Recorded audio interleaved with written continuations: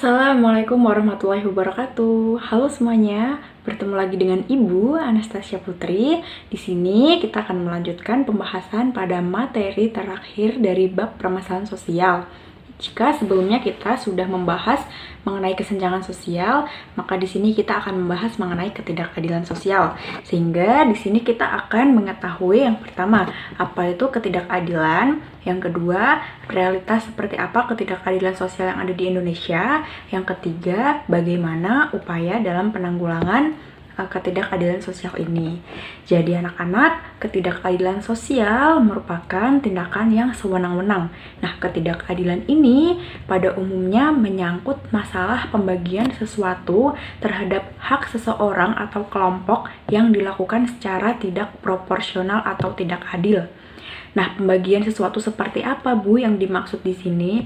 Jadi, pembagian sesuatu di sini seperti entah pemberian kesejahteraan, pemberian pendidikan, pemberian hukum, atau lain sebagainya yang dianggap tidak adil bagi masyarakat. Nah, anak-anak perlu kalian ketahui bahwasanya ketidakadilan ini juga diartikan sebagai suatu kondisi di mana prinsip-prinsip keadilan tidak dilaksanakan dengan sebagaimana mestinya. Adil yang seharusnya dengan perilaku yang sama, perlakuan yang sama, hak-hak yang sama, namun karena ada penyimpangan sehingga muncul pembedaan-pembedaan di dalamnya yang dialami oleh masyarakat sehingga muncul yang namanya ketidakadilan. Di Indonesia sendiri, realitas dari ketidakadilan sosial ini dapat dilihat dari beberapa hal. Yang pertama adalah kesejahteraan masyarakat.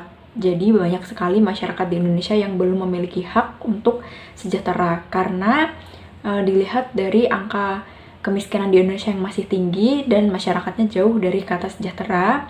Kemudian pendapatan antar masyarakat yang berbeda-beda sehingga itu sangat berpengaruh terhadap kesejahteraan mereka. Yang kedua adalah buruh yang bekerja dengan kondisi yang tidak layak. Ini tentunya sangat merugikan buruh dan sangat terlihat ketidakadilan sosial yang terjadi di antara para buruh.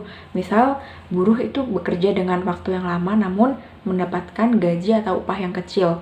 Kemudian mereka yang seharusnya juga dalam pekerjaannya mendapat jaminan sosial atau jaminan kesehatan, namun di sini sering diabaikan. Nah, itu juga terlihat ketidakadilan sosial bagi mereka. Ketiga adalah kesamaan perlakuan hukum. Nah, dalam beberapa kasus yang mungkin kalian ketahui, bahwasanya hukum itu tidak berpihak pada masyarakat kecil. Sehingga ada yang mengatakan bahwasanya hukum yang berlaku itu tajam ke bawah namun tumpul ke atas. Nah, selanjutnya yang keempat, adanya kesewenang-wenangan. Nah, di sini kesewenang-wenangan ini dilakukan oleh oknum-oknum tertentu yang menyalahgunakan wewenangnya untuk memperkaya diri sendiri. Misalnya apa? Misalnya dengan suap, kemudian korupsi. Di sini kan merugikan masyarakat namun menguntungkan diri sendiri atau kelompok-kelompok tertentu. Bisa juga dikatakan adil bagi mereka namun tidak adil bagi masyarakat. Adapun upaya yang dapat dilakukan untuk menanggulangi dari adanya ketidakadilan sosial ini. Yang pertama adalah mempercepat pelaksanaan program yang ditujukan untuk mengentaskan kemiskinan dan memastikan bahwasanya masyarakat memiliki hak untuk sejahtera. Nah, yang kedua adalah memastikan penegakan hukum yang konsisten dan tidak diskriminasi. Artinya, hukum tidak memandang siapapun dalam prosesnya sehingga dapat berjalan dengan sesuai dan adil. Nah, yang ketiga adalah mencegah kesewenang-wenangan yang dapat dilakukan oleh lembaga terkait. Misalnya di sini hakim yang disuap sehingga mereka tidak menjalankan tugas sesuai dengan fungsinya. Nah, itulah anak-anak bahasan kita mengenai kesenjangan dan ketidakadilan sosial dalam bab permasalahan sosial. Ibu harap kalian dapat memahami materi yang Ibu sampaikan. Nah, ketika kalian ada yang ingin disampaikan, mungkin materi yang kurang paham atau kalian ada pertanyaan, silahkan sampaikan di grup dan kita jadikan grup sebagai tempat untuk berdiskusi. Oke anak-anak, itu yang bisa Ibu sampaikan. Kurang lebihnya mohon maaf.